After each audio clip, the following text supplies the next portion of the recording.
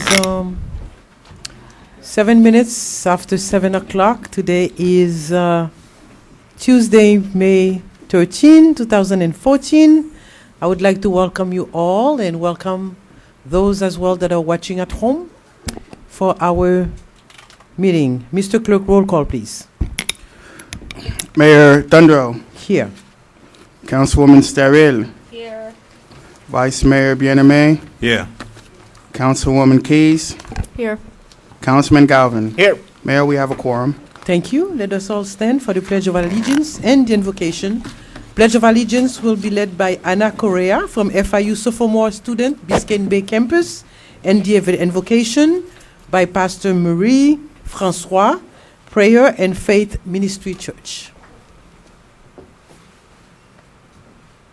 I pledge allegiance to the flag of the United States of America and to the republic for which it stands, one nation, under God, indivisible, with liberty and justice for all. Is Pastor Marie Francois there? If not, I'll ask the Assistant Chief of Police, Mr. Duriga, please.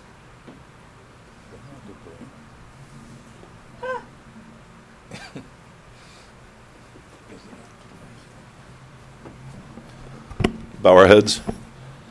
Heavenly Father, thank you for bringing us together this evening. Please guide us in the work we do here today and bless us all as we head home to our families. Amen. Amen. That was the shortest prayer I've ever seen. Thank you. Where's your church at? I'll go to that one. Mr. Manager, are there any addition, deletion, amendments, deferrals to the agenda? None, Madam Mayor. Thank you. Special presentations, that will be us. It's a very short one today. Very, very short one. Let's go. Let's go, guys. Let's do it. Quick.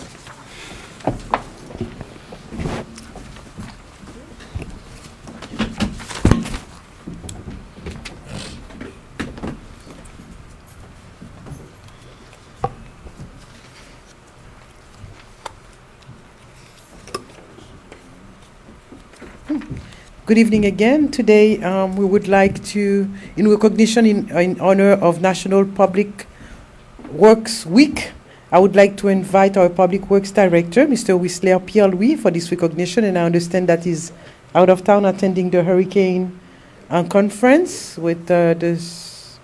So next week, May 18 to 24, is National Public Works Week. Since 1960, the American Public Works Association recognizes National Public Works Week. The Public Works Department holds many responsibilities in the city of North Miami, including keeping our streets, local offices, and community centers clean and maintained. Today, we would like to recognize the Public Works Department for their wonderful job in our city. Please come.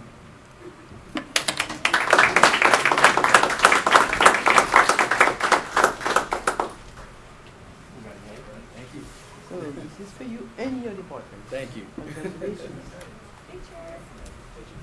Smile.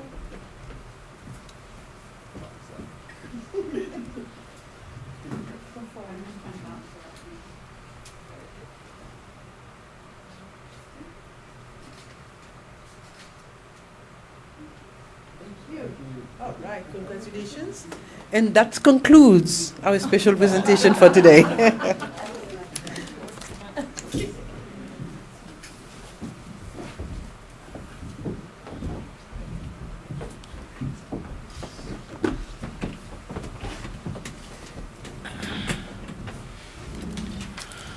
We do have a special presentation on the construction of the library, Mr. Manager. Yes, Madam Mayor, I'd like to present Lucia Gonzalez, our Library Director, our Let Manager. let us publicly present our condolences to Lucia. We know that she had lost a dear one last week, and we sympathize with you, and of course our warmth regard to your entire family. Well, it gives me, Madam Mayor, members of council, it gives me great pleasure today to provide this update on the library renovation project. As you may already know, our library project addresses the most immediate and most critical needs, including requirements to the 40-year recertification. Within the existing building footprint and within the limits of the allocated funds, this plan will expand available seating capacity, create additional meeting rooms, improve the lighting, change the aging carpets and ceiling tiles, and replace furnishings to create a modern, welcoming, durable, and functional library facility. Currently, plans were submitted to the county and city permits, and we are at the start of the bidding process to find and hire a contractor for the construction phase, and also for a moving company to move and store the library's collections of 100,000 volumes, plus the shelving that will not be replaced for the duration of the construction. The entire collection of 100,000 volumes and the existing shelving will need to be moved and stored in a climate-controlled storage facility, and this represents an additional cost of approximately $70,000. We expect the renovations to be accomplished within 2 months period during the time where the library business is the lowest, which is the summer. Ziskovich Architects, we expect the renovations for the month. During that time, the library, as you may already know, will be closed. The architects from Ziskovich have listened closely to our vision. We have conversed about our specific needs and our expectations. And architect Juan Socorro will present to you tonight the plan that is the result of this ongoing and continuous communication. And I hope you like it. Thank you. Let me ask you, when did you say the library will be closed? Which months? Well, as soon as construction begins, we're looking at probably part of July, August, part of September. Do you know what are we going to do during elections? You know, there's elections coming up, and the library is one of the early voting facilities. Any take on that? Oh, Madam Mayor, in the interim, we will have to use one of the community centers. They're all voting polls too. So which ones? We are looking at the Griffin Center as one, and we're going to have to look at alternatives for the library as a voting center. And if it happens during that construction how period. long would it take us to notify the voters? Because everybody knows the library when it comes to early voting. Mr. Clerk, have you had any thought about it? How are you going to do it while the library is under construction? During next year, this is something we can control, but right, if it's this year, this is something that needs to be addressed with the county supervisor of election and mayor. No one has informed the county supervisor of election that back room would be unavailable. So at this time, we would have to make it available, at least that area that they usually use. And that place was already published as a voting site. So if there's any decisions that's made, it needs to be made and addressed with the county supervisor of election, because it's their election that's currently taking place. Madam Mayor, the Desaline Victor's wing is where the proposed books were going to be stored. We are planning to have alternative arrangements for storage, and we could make arrangements for that wing, that portion of the library to be opened. We're talking about 100,000 volumes. 100,000 volumes of books. So we're going to be using it. We're going to use the Desaline Victor's space to store the books. No, what I'm saying is that that portion of the library, that wing would remain, we will have it open for the voting if necessary. We'll have to make alternative arrangement to store the books, as the library director said. We are looking at a cost of about $70,000 to $80,000 for a company. There are companies that do it, that come on site, pick the books up, depending on the books that we want to keep at different at the location the library would be opened, is going to be on an interim basis. Let me do like Scott. Where is that money coming from? From the library fund. We have $1 million allocated for the library. It will be coming out of the library's capital improvement fund. Can you maybe, Madam Mayor, maybe close another community center and move the books there? Say close Margolis. I'm just making that up as an example. Move all the books there so that they're in a climate-controlled situation, and then the Desaline Victor wing remains open for voting. all of that was part of the suggestions when we had the construction meeting, and right now we are looking at either the Griffin Center or Grand Margolis. It's all based on programming at those facilities. We're talking about 2 weeks early voting. Staff will make it happen. Just make sure that We are aware of the only thing right now as that just came up is the actual dates for the voting, but the actual moving of the library and the books and the storage, we're in the process of looking into that. We were looking into that. Okay. Oh, I want to make sure that it's not a last minute thing, and whichever changes you're gonna do, you do it in conjunction with the Department of Elections, Supervisor of Elections, so that way voters, when they, no matter how much you advertise, even if you advertise a year prior, there will still be people who would not hear it, and that will anyway come to the library, because for years it has been one of the early voting places. So we want to make sure that whatever you do it with the Department of Elections, and keep us posted. Now that we are aware of it, we will certainly look into that. Okay. So Just Thank for you. just for clarification, mhm. the storage, the books will be stored in a different facility. What we were planning to store in the program room in the Dessalines Victor voting wing were the shelving units. Dismantle them and shelving them. So that may be easier for us to move somewhere else. The books, imagine 100,000 books. That's to what I be was shelved. thinking. So no, there were not, and Okay. they were not to be stored there. It was just the shelving units that are going to Uh-huh. go there. All programs were taken care.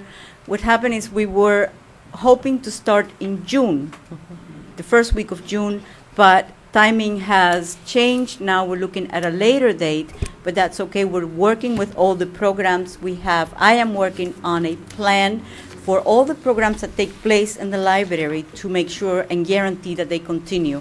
I'm working with Parks, the Griffin Center. The programs will be taking place there. We're not going to stop our programs Good. during the time we're open, we're Very closed.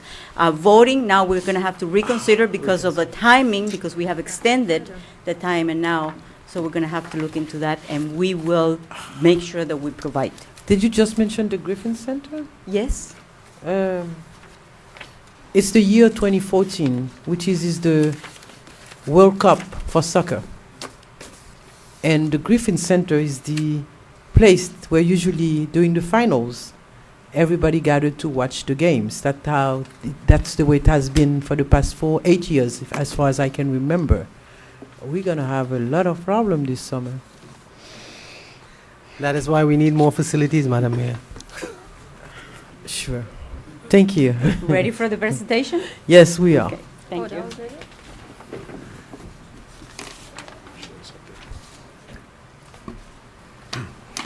Good evening, Madam Mayor, City Council members. My name is Juan Socorro with Siskovich Architects, and I'm here to present our vision of the library renovation. The first slide is the overall floor plan showing the existing library with the proposed renovation. The scope of work is all the colored areas, and this shows our proposed design and layout. We'll slowly go through the library where you can see different views of the different parts of the library. We're starting out with the exterior courtyard, walking all the way in through the main entrance. This is the new redesigned double height space entry lobby, exhibition area, and circulation. We're proposing to eliminate the glass wall that separates this two-story height space, to open it up and make it more inviting, create a larger circulation desk and move it forward. And then that area can become an exhibition space for local artists, as well as we are providing what we call genius bars for people from the community to come and sit down, plug in their laptops, and use the computers. We progress from there into the back area, which is still in the two-story height space. This is what we call the technology hub. This is where most of the computers are. We have 3 large desks with computers. There's one off to the side here on the right that you can't see. But there are basically 3 large desks where all the computers will be for all the community to use. Excuse me. Yes. Go back to the entrance where you had, yeah. no, no. Yes. I see the entrance is staying the same. Is that correct? Yes. Okay. The first, okay. These computers, what are you said it's for the community to use, right? Right. So we're going to have more computers than what we actually have. You're going to have two different areas for Right, computers. Right. This Okay. area, as we're calling the Genius Bar, is basically for people from the community to come with their own laptops or iPads and connect. Okay, okay, good. If the library has more money, they will purchase additional computers in the future. But the area in the back where we're calling the Technology Hub, those are where we are putting the currently, I believe it's 21 or 22 computers that they have, the desktops, and that will go in that area. Okay. This is another view of the Technology Hub looking out towards the main entrance and the circulation desk. As you can see there, the two-story space is open. It's going to have brand new ceilings and brand new lighting. This is a view now entering into the north part of the library, which is going to be the new combined fiction and nonfiction area where the main stacks are going to be with a lot more seating area. What type of floor is that? This is all going to be carpet tile. This is what we currently use in most of our projects, which are high traffic and low maintenance. And they're very easy to replace if there's ever any problems. Hard floor, but they call it carpet, but it's not like carpet every day. It's not like what we have here. It's similar to what we have here, madam. It's similar, right? These are carpet tiles. Yes, these are carpet tiles, and if they are stained, only one section or that section that is stained can be removed and replaced. Right. And there are different types which are designed for higher traffic areas. That is. And that's what we're looking at, is those products.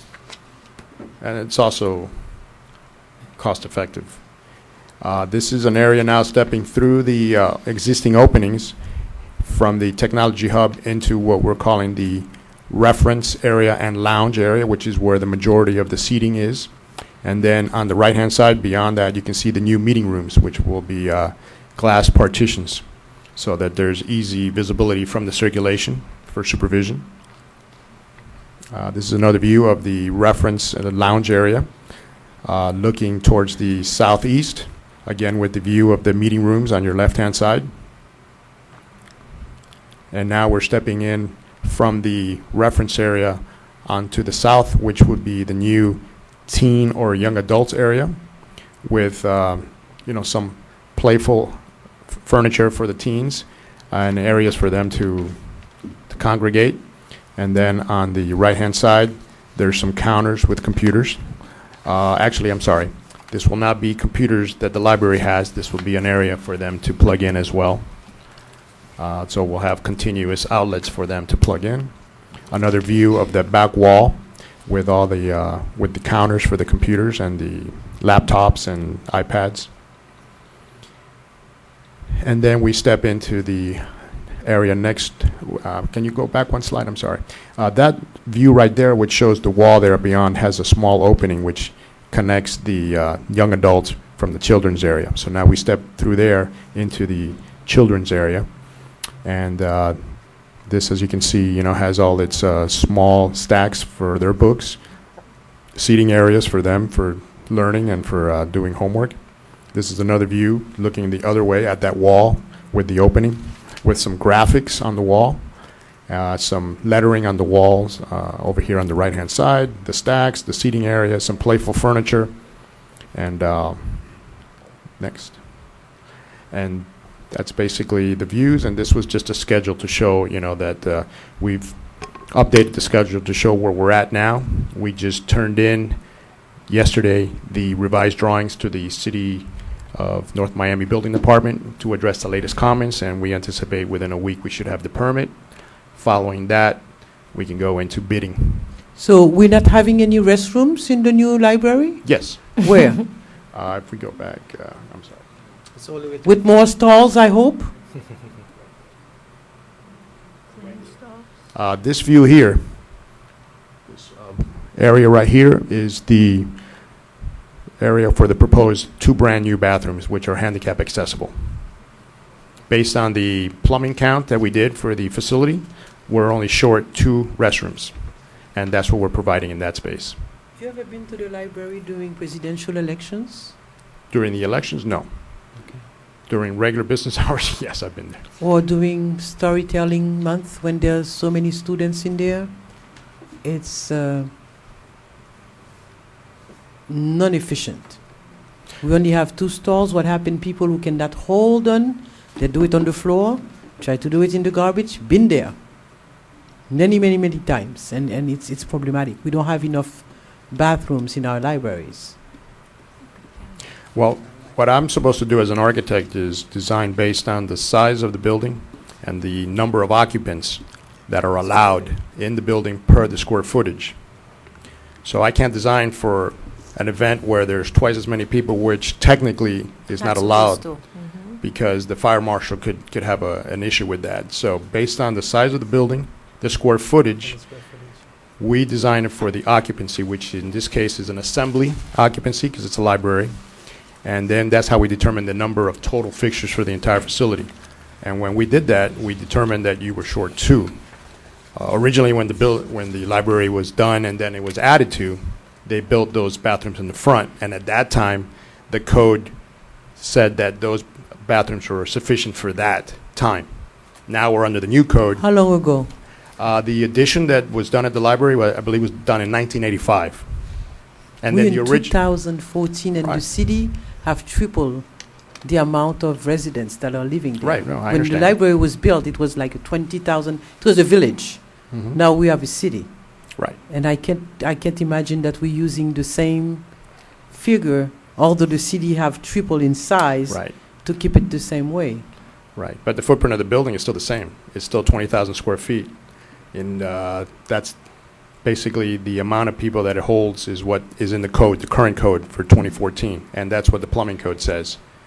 Mr. Manager, the money that we just received from the states for the library, The 500,000. what is it for? It's part of the library expansion. Is it? Yeah. What if we didn't get it? What if we didn't get it? Yeah, I'm talking about the one we just got in that couple of weeks ago. Well, the paperwork has not reached yet. It's verbally we got approval that we are on the list for the 500,000 that we You applied know for. we were not on the list. Well, we are on the list that is on the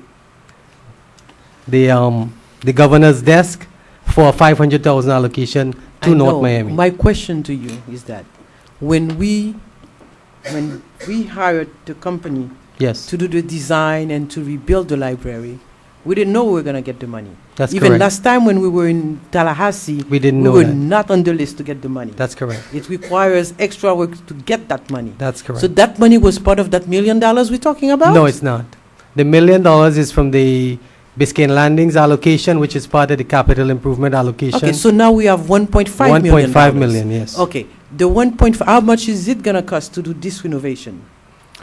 We had done an estimate preliminarily that showed around $800,000, which was the budget that we were told, $800,000. Okay, so we still have money left. So put in some bathrooms, y'all. Well, we did. The estimate that we did was including the 2 brand new bathrooms. It's so Yeah. ugly and dirty during election times. It's pitiful. It's Yeah, really the current bathrooms, I don't even like to use. So hopefully, whatever's new is going to be.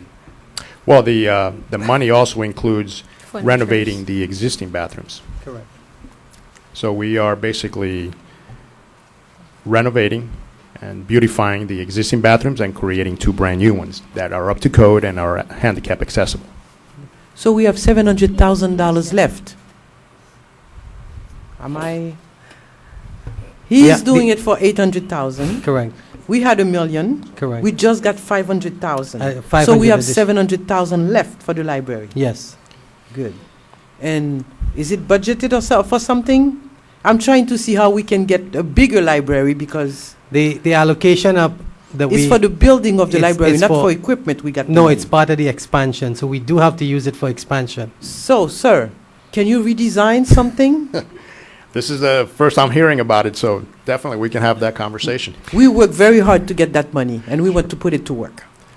When we started working on this project last year, we were told that there was 1 million total. 800,000 was to the budget for the interior renovation. We also allocated some other areas which we call add alternates, which could be done as well if the money was available or when the estimates came in from the bidding and they were under the budget. So we allocated some areas like a cafe and then also some of the back of house work areas. But that's not shown here. This is just what we concentrated on for the $800,000. And more trees, more greens around Absolutely. the library. All and those things like that were we need to- identified. We That's- got the money, we have to use it. Yes, that's correct, Madam Mayor. So can you bring us another design that shows the amount of money that we have to spend? If I may say Yes, something? yes, go ahead. The amount of money that we currently have only gives us to focus on the public area, which is the priority. Looking at and dreaming about getting that $500,000 additional from the state would give us the ability to renovate, first to replace all the old decaying shelving that we're not replacing because the money is not there, to replace and renovate the staffing area that is, I don't know if you have walked into that back room, but it is a Oh, that's shame not that part our of the staff is renovation? there. No. It's A lot of part other of that things. additional $500,000 if we get. And also to create that cafe that will eventually give us revenue to continue Correct. expanding our services. Madam Mayor, may What I- if we get one of those companies like Starbucks to come and invest in the library? That's the idea, to create revenue. That cafe So there we is still is can keep it's our a mine. It's a real $500,000. gold mine. I'm that trying to cafe see there. how we can expand the library. It's definitely too small. For the size of the city, for the amount of children that goes to that library, it's definitely too small. It does not serve the purpose anymore. Madam Mayor, I agree with you 100%. I wish we had a new library building, which would be no less than $15 to $18 million. We have a community, we have outgrown our community long time ago, and Yep. we all know that. Mr. Manager, Yes, Madam Mayor. I'm going to yield to you, Madam Steolo. This space we're going to have, can't we have a library that looks like a library for a city of 75,000 people? With the budget that we have, we are working within that, Madam Mayor. I'm talking about the $5 million that we're going to be taking from the Rocks Park in that location. Why can't we have a library that represents the city? We're going to be building a downtown. We need to have a city. We're going to have people walking into that city every day. We need to have something that represents us and represents us nice and clear. The $5 million, I believe that you're talking about is the general obligation bond, and that already has restrictions, and from Miami-Dade County. I'm talking about the location. If we can't have a library bigger than what we have, because no matter how much money we put into that little thing, it's not going to serve the purpose. We are a city that is expanding. More people are going to move here. We're going to have students downtown. We're going to have people everywhere. We need a library that reflects. We need to think ahead. I would hate, after we've done all this, and then for us to start thinking, oh, we should have thought of having a bigger library, when we need a bigger library. How can we, why don't we think ahead? Why do we have to wait until we get there? Funding is a major issue, Madam Mayor. At the beginning of the fiscal year last year, when the Biscayne allocations funding came out, $1 million was allocated to the library. We saw the need for the improvements to the library. There's no further allocations for the expansion itself. What we are doing is trying to repair what we have and keep everything status quo. I totally disagree with that way of thinking. It's a city of expansion, 75,000 people. This library was built for, what, 3,000? How many people there were? What was the year of the building of the library? When was it built? Originally, it was built in 1952, and the last expansion was 1985. Most of us were not born yet. Besides Councilwoman Keys. None of us were not born yet. And it was that size, huh? And the- Imagine, we're talking about 52, I'm sorry. Understood, Madam Mayor, I but removed the word I was going to say. we do have restrictions on the amount of funding that we have. Can't we go after funding elsewhere? That's why we went to the state and we got 500,000. That's the most we got. Besides the states, where else can we find money to have a library that looks like us? Potentially, we could look at other grants. That's the only other source we can look at right now. Because, I'm sorry, Madam Stereo. I would suggest that the consultant and the library director, the city manager, schedule an appointment to meet with the mayor or any one of us who wish to talk about this item. I think agree. it's very important for us to talk about it, but up here, I don't think we're going to reach to any agreement. Yeah, I think before we start any building, let's look at all the alternative, because it's now that we have to plan for 10 years from now. I understood. Okay? Thank you. Thank you, folks. Thank you very much. Thank you. Mr. Budget Director. Sorry.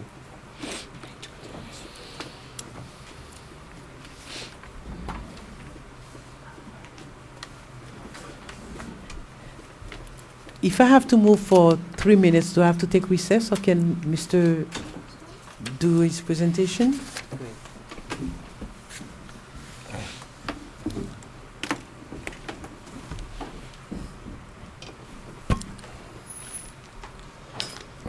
Good evening, Mayor and Council.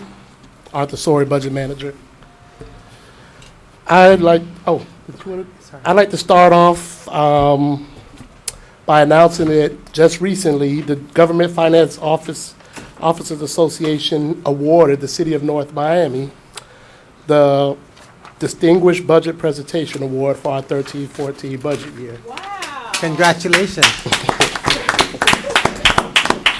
This is the first time in the city's history that we did get the award, and of the 90,000 local governments throughout the United States, only 1,300 were awarded the award. So that puts our budget office in the top 1.5% in the nation. Nice. Now I'll go on to the presentation. This is the same second quarter, this is the second quarter presentation, and we will move through it faster than we normally move through it, and we will address some of the other questions that I've received from council at the end of the presentation. Our general fund revenue summary, right now you'll see we're at 43%, which puts us right on target to the year end. We're actually supposed to be at 50%, but the 43% is right on mark as of some of the other revenues do come later on in the year and will be posted later, but this report gets run right at the 6-month mark.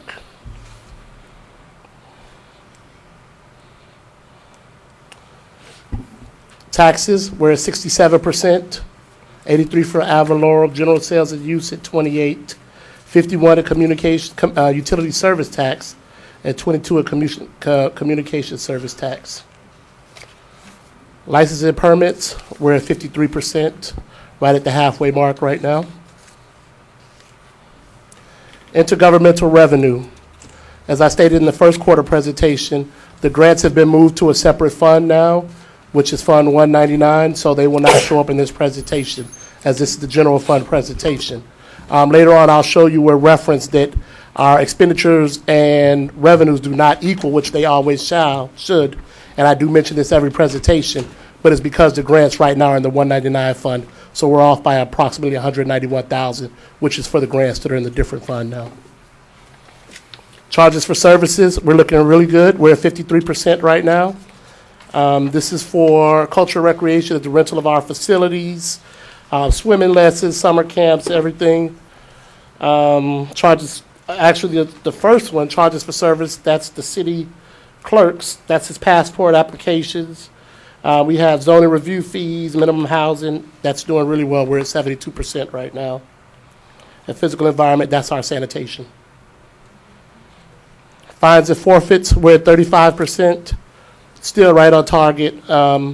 Things do come on later in the year, so I do not foresee a problem in this area either. Miscellaneous revenues, we're currently at 81%. Rents and royalties for the $2.2 million.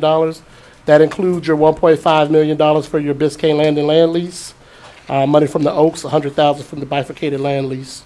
Contribution is donations. That's the Home Depot settlement, as well as the third-party maintenance agreement with Biscayne Landing. Miscellaneous revenues is take-home vehicles and insurance and recovery, 81%, right on target. Second quarter comparison, this year we're at 43%. Last year at the same time we were at 30%. Expenditures, as I say, the expenditures will be slightly off by $191,000 than the revenues, and that's because of the grants in another fund, but we're at 48% right now.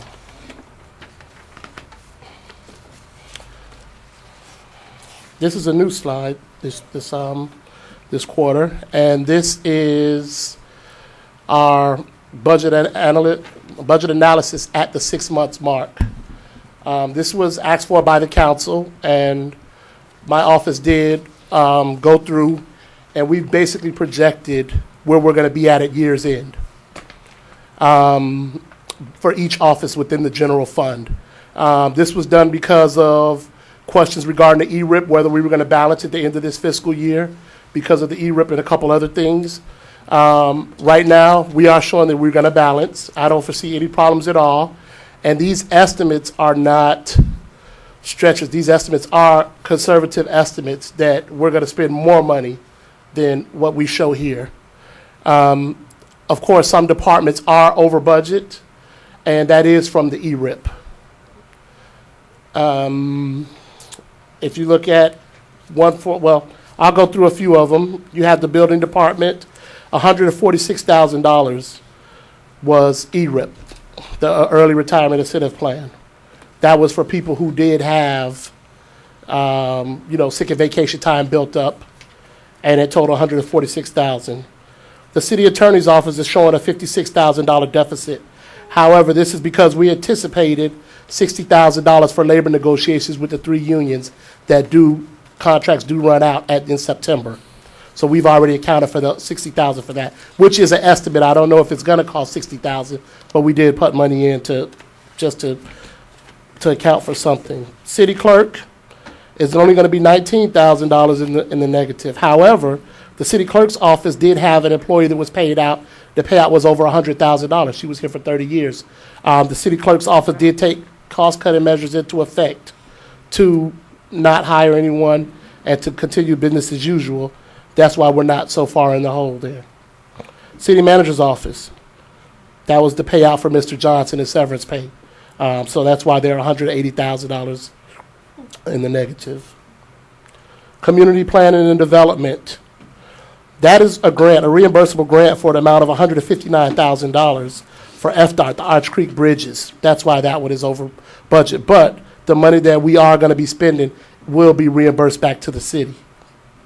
Finance department, that's over budget for ERIP and some salaries and outside wages. Personnel administration, the personnel director and the assistant director both left, totaling $140,000 payout. And also we did have outside wages, people helping out in the office during this time, accounted for $110,000 negative. Police department, $2.2 million surplus. That's the reorganization of staff. Right now we only have 1 assistant police chief where we had 2 before. That's also the PAL building. The monies that the former council allocated to PAL in the amount of $1 million. That money's there. There's also the building maintenance fund within the police department. It's about $70,000 is there. So there are funds there, but it's for a particular reason. Public Works, $21,000. That's just some replacement staff, and they had a bunch of people, and they took the ERIP. And that's it. So right now, my year-end estimates, the budget office year-end estimates, we will have a surplus of $2 million. But it's not truly $2 million because $1 million is for the PAL building. The other $1 million is low where we normally are, but we knew that would happen with the ERIP. So I do not foresee a problem. We're going to balance the budget at the end of the year. And as I said, these are conservative estimates. We did not stretch anything by any way. We will save more money than this. But these are the estimates of the budget office. And I'd like to add, this is not a exercise that we just did for this. This exercise is done every year during the budget process. We do year-end estimates to see where we're going to end up. So this is part of my regular job. This was nothing done just, because of this. We do this anyway. My last slide, future unbudgeted expenses. These are future liabilities, basically. We have the AC chillers, the air conditioning, and we spoke about this, I believe, at one of the council meetings, but the air conditioning at the police department is in need of repair. Biscayne Landing toxicology report, possibly future charter school expenses, litigation expenses, Biscayne Landing, MOCA, and the 3 labor unions. MOCA PR firm that we had to hire, and MOCA frozen accounts. We can't spend any money out of the MOCA's, their nonprofit side. So we're going to, I guess, we will possibly attempt to continue funding the operation of MOCA through the general fund. Those are possible liabilities with the city, and we do basically right now, we believe we have about $1 million to cover these liabilities. That's it. Thank you, Mr. Sori. Questions, comments, council members? Madam Keys? No questions. Mr. Galvin? Think you have a lot. I'm unclear, Mr. Sori. It appears that you're saying, according to this next to last sheet, that it's projected we'll spend $2 million. It's unclear. How much is ERIP going to cost us at the end of the year? ERIP has already cost us $1.2 million. The money's gone already. Okay. And that's what's in the budget. I'm glad to hear that. Well, it wasn't in the budget. I mean, it was not a budgeted expense. We have taken it against our normal expense, our normal budget. It wasn't a separate budgeted expense. We've incorporated that into what's been done so far. So yes, we've already paid the money out. That's incorporated into this presentation. Right. Okay. I'm looking at the budget pages. I went back to the budget for this current fiscal year. Yes, I pulled sir. out the 4 pages that each detail ERIP payouts. That totals approximately $1.2 million. I'm unaware of the budget pages. I'm glad to provide. See, the thing is, I didn't get a copy of this report until yesterday morning, essentially, Monday. If we'd had more time, I could have shown you what I've got. I'm glad to continue this item for 2 weeks so that I can show you information. I'm horribly concerned that I see 8 departments projected to be over budget for the year, and we're only 8 months through the year. I'm very concerned that it looks like to me that our ERIP expenses are going to be in excess of what was budgeted, in part because you have to take into account that the city manager's office didn't. I'm looking at I saved everything related to the ERIP, and this is part of the problem that I had back months ago. The staff never told us exactly which people would be taking ERIP and what their salary hit would be. We were asked to approve in different places vague figures without staff positions attached, staff positions without dollar amounts attached. And the city manager's office, which we now know we've had to pay $282,000 to Mr. Johnson as he said goodbye, that wasn't budgeted for. No, sir. And we've not been asked to make a budget amendment to cover that. So we've already given somebody $280,000 to leave, but that's not included in our budget, not part of what's budgeted for. I've got all sorts of problems. We're not a money printing city that's just churning out cash to pay people. You take some of the things on the last page of your budget presentation here today. Future unbudgeted expenses, MOCA PR firm. We've signed a contract with them, I assume. Yes, correct. I have no idea how much we're paying them, and that should be reflected here in that payment. Litigation, Biscayne Landing, MOCA. We have most certainly spent money up into the labor unions. We have spent money. Again, we're being asked to sign off on just a title with no dollar amounts asked. This is not what the spirit of a true budget presentation should be. I want to see every detail, facts, figures, in, out, dollar amounts, where it's going. To me, this is a wink and a nod but it's not an actual budget presentation. I could just keep going. It frustrates me. ERIP is going to cost this city. We're already going to be $282,000 over what we had suggested because the manager's office was never accounted for in anything related to ERIP. So I don't know where that money's coming from. We've not made any budget amendments. Right. This is an insufficient report to me, especially being given to council members on Monday morning. And I will say, Councilman Galvin, and where none of the expenses were budgeted, however, the people that did leave, everybody came, majority people started working 29 hours. We haven't hired everybody back. So those 29 hours, not everybody had the $100,000 payouts. Not everybody had the $300,000 payouts. You had a lot of employees that basically, you know, some people take all of their time. They take all of their sick and vacation time. So you had some employees that might have got paid out just a 6-week severance pay. So that money added up. We haven't hired people, and we're saving money. I mean, with the police chief alone, the deputy police chief, you know, we're saving money there. So money's being saved through all different angles where we haven't hired people. So we're saving money to balance the budget. And therein lies a problem that I have. That's not reflected anywhere.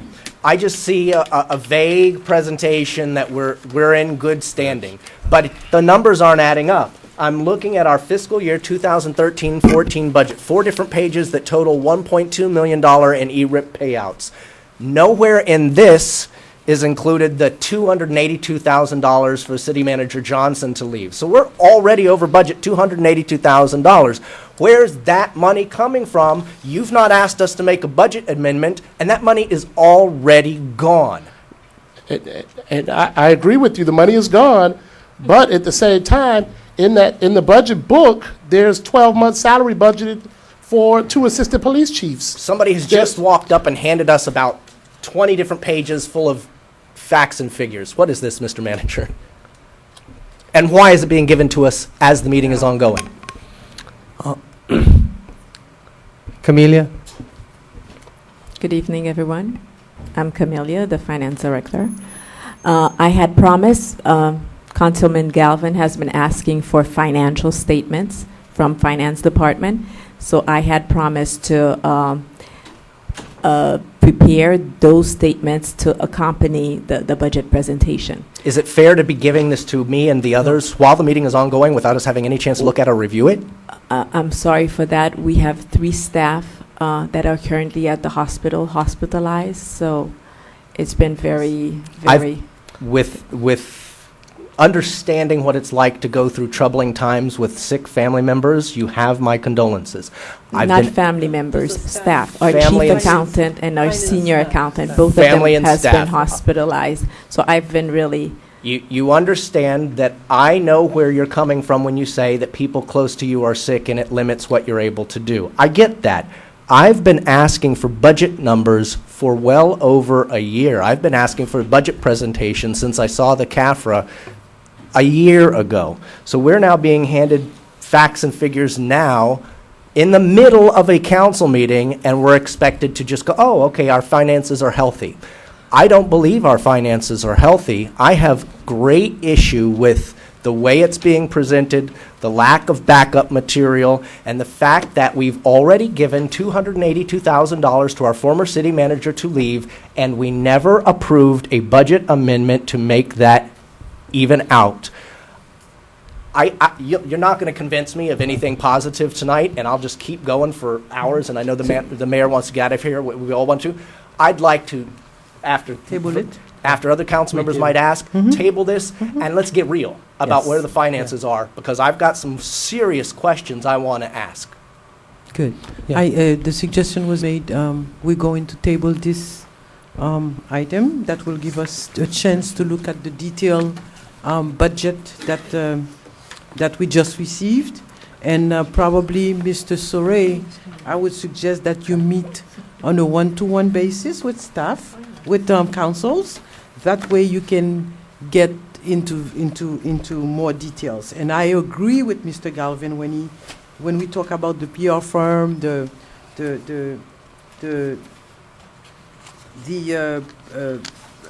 firm that represents us for Biscayne Lendings. There is no dollar amount as of how much is costing the city to go into litigation, Biscayne Lending, labor unions, and MOCA.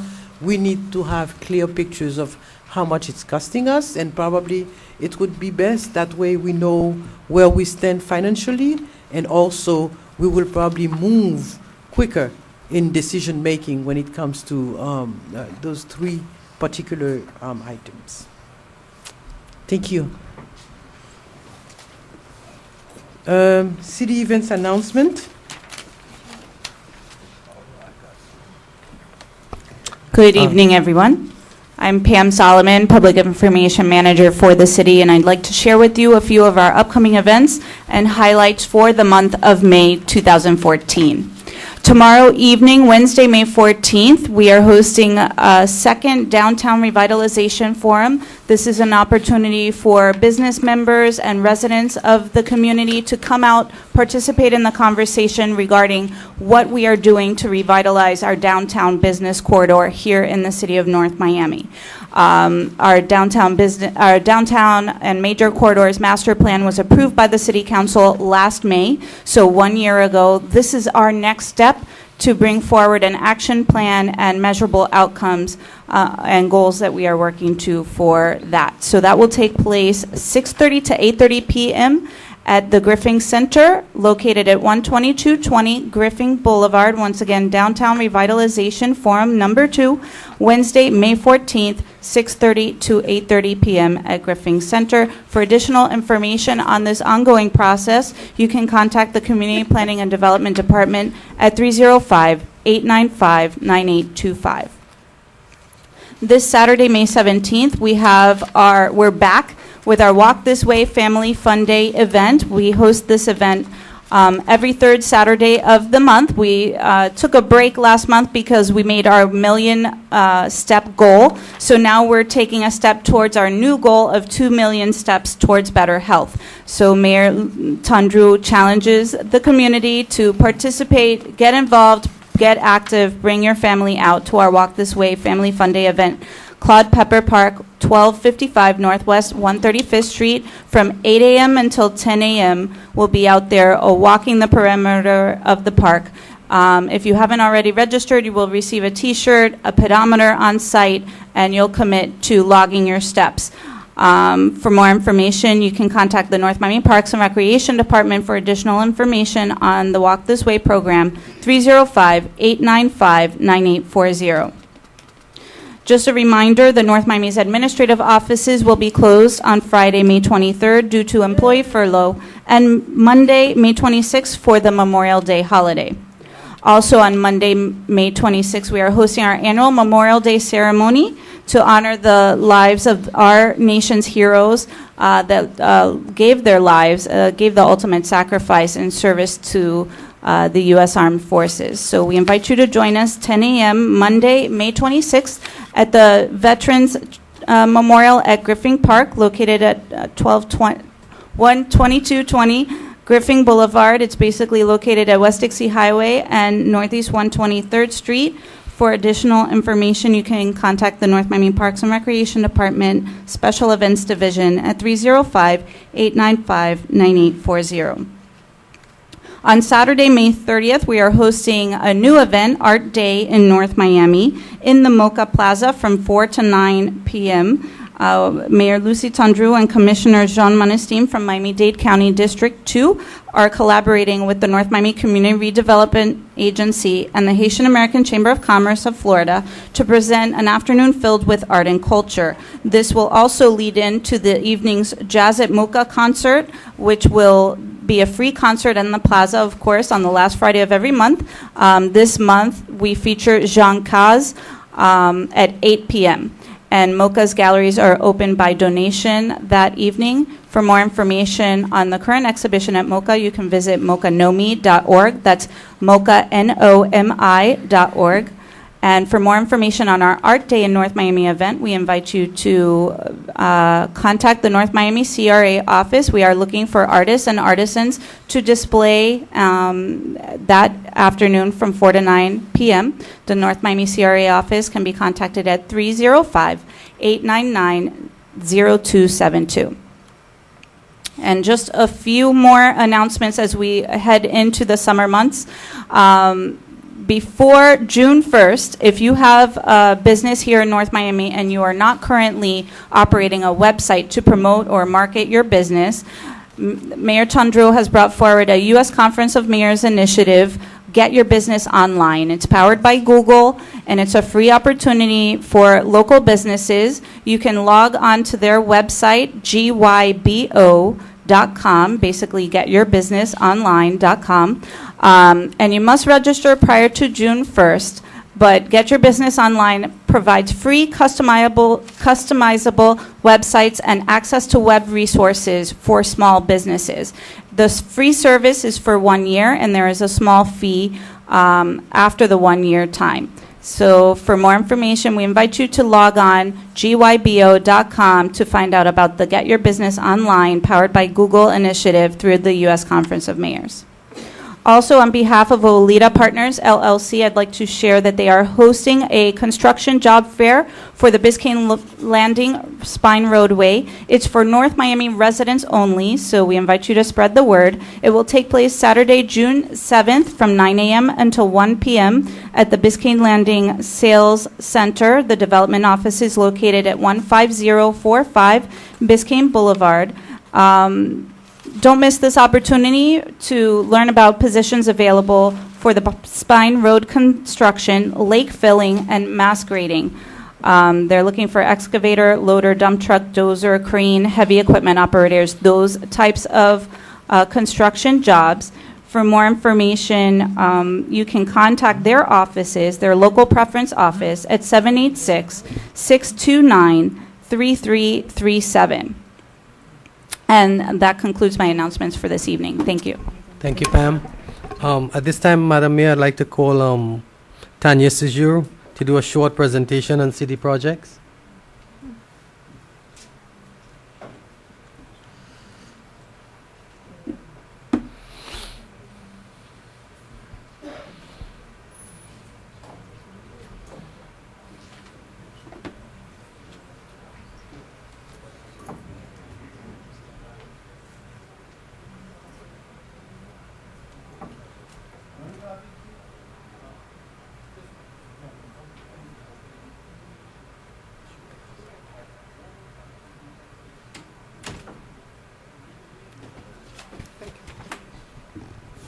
Good evening, Mayor and Council. Tanya Wilson Sejour, the Community Planning and Development Department. I'll be providing a presentation to showcase the city's comprehensive signage program. This is an initiative that began back in 2011. The council had directed staff to work on a comprehensive signage program for the city, and what we've done was to catalog that and to put it together in a chronicle that has the entire signage program with the templates, the locations of the sign, and really the process that we embarked on to create the citywide signage that you now see that's installed in the field. Just starting out with a quote as a reminder that the city is not an accident, but it's the result of coherent visions and aims. And that's from Leon Kerr from the Architecture of Community. So really the purpose behind the program, you see a picture here in the slide that shows what the old North Miami Gateway sign looked like, and it talks about the fact that the old signs were dilapidated, and through the comprehensive plan, the city is required to create a signage master plan for the entire city, and the master plan provides a uniform sign template for all city-owned signs, and it provides navigation, it identifies the city's boundaries, and it brands the city's image overall. Just describing the development process of how we were able to create the citywide signage program. Our council directed staff to begin working on the signage program, as I mentioned before, back in 2011. Our council approved an agreement to retain Barron Signs to fabricate and install the city signs. And the funding was obtained through the city's CRA as well as the county's gas tax fund. So what exactly is the comprehensive signage program comprised of? As we began the process, the sign design was really inspired through the branding process. You'll recall that several years ago, we had a city staff that was on board, Gabe Colon, that came up with the design of the city's logo, and you'll recognize the image of the sunburst with the North Miami in blue and green, and that really became the inspiration for the coloring and the style of the citywide sign, which you'll see that reflected on every sign, that bold image of North Miami's logo, as well as the blue and the green emblems that are carried throughout all the different sign types. We had collective input from staff, elected officials. We made several presentations over the period of time to council, also to several city boards, Business Development Board, the CRA Advisory Board, as we developed the concept for the sign types. We also had an internal staff review committee that worked closely with developing the ideas for the templates and working closely with the sign manufacturer Baron Signs to work with finding locations for the signs, for the fabrication, and to make sure the actual sign that was built and installed kept the design concept from beginning to end. CP&D project managed the process from fabrication to installation of the signs and provided quality control. And the final signage master plan that you have in your packet, I'm happy to report that we were able to partner with a local university, with FAU, but an intern on board that was able to assist us with the actual design of the sign master plan, the cover and the actual layout. So we didn't have to go out for that. That's something that staff did as an initiative internally. So the benefits of wayfinding, the comprehensive signage program. Again, it provides navigation and wayfinding. It also provides a uniform sign template for all city-owned sign. That's gateway, directional, public facility, place name, and parking signs. One of the challenges that we encountered in working on the signage program is that there really was never a blueprint from the past. So in finding the location of all old signs, it was difficult to figure out where exactly are these signs, and we really just relied on eyewitnesses to say, you know, there's an old sign on the west side or the center side. So we recognized through this process it was important to map the signs and really have a blueprint in place. If a hurricane occurred, where would you put the gateway signs? Now we actually have everything pretty much geocoded and in place, so at least for future generations, there's always something standard and proper and formalized about North Miami's city-owned signs. So it more clearly defines the city's edges and boundaries. As a planner, one challenge that we have oftentimes when we get calls from the community, from architects or realtors, they call thinking they're in North Miami and they're really not. So the important thing for placemaking is really to define the edges of the city. So make sure we separate or differentiate our edges from areas related to unincorporated Miami-Dade County, North Miami Beach, in some cases Biscayne Park, and the signage helps for that definition of the city's edges and boundaries. And it creates a bold emblem that brands North Miami's image. One of the first things that you saw on the first slide is that we had an old logo. It was dated and actually it looks very similar to North Miami Beach's logo. So it was important through the branding process that North Miami set aside itself as a place that embraced cultural arts, a place that was creative, a place that was bold, with the energetic colors that were used in the blue-green emblems that we have, and that's carried throughout all the different sign types. And again, it encourages walkability. When destinations are listed on the sign, people understand that they're places of recreation and interest. It encourages pedestrian activities. People know where to go throughout the city to find different points of interest and different important landmarks that we have throughout the city. And it promotes access to our recreational facilities. We have some awesome parks in North Miami, and we're happy that now they're showcased on these signs. I've had residents and businesses that have said to me, I've been here for years and I didn't know we had XYZ. Now it's important that that's listed on our destination sign on the schedules that we have. It properly promotes North Miami's interesting areas and recreational facilities, and improvements in overall quality of life. So to showcase in the entire comprehensive signage program, it was an extensive process, as you can imagine. We have public facility signs, there are identity signs, it's listed as sign A1 in your book. We have primary and secondary gateway signs, and as I mentioned before, it really echoes the entry into North Miami. When you're traveling from another municipality or whatever direction you're entering, it says, welcome, you are in North Miami. And we always also have the secondary gateways that are not necessarily at the edges of the city, but it highlights a focal point or a major intersection in the city. On the C, we have the destination and place name sign, the park facility signs. We have the directional signs that shows the schedule of all the different locations throughout the city. We have an LED sign that's actually on the Mocha Plaza on 125th Street that announces important events in the city. We have the bold P signs that are recognizable in the different parking areas in our downtown. And then we have the parking lot signs on the sign type H. And in total, we have 74 signs that have been installed throughout the entire city based on the different sign types listed in the list from A to H. And as I mentioned before, now all the parking lots in the downtown area have been signed. We are able to call out the areas that have public parking. What you'll see in every study that we've had, whether it's on the downtown or comprehensive plan, was the need to emphasize public parking in the downtown. People will come, but of course they need somewhere to park. And now we have signage that calls out all the locations for public parking, free parking that's available in our downtown. And then lastly, we've gone through the effort of putting all the sign locations that I mentioned before, geocoded them and added them in GIS, so at least for future generations in North Miami, staff as well as elected officials will always know where these signs are located. So whether it's Hurricane, Act of God, North Miami's signs are properly now identified throughout the entire city.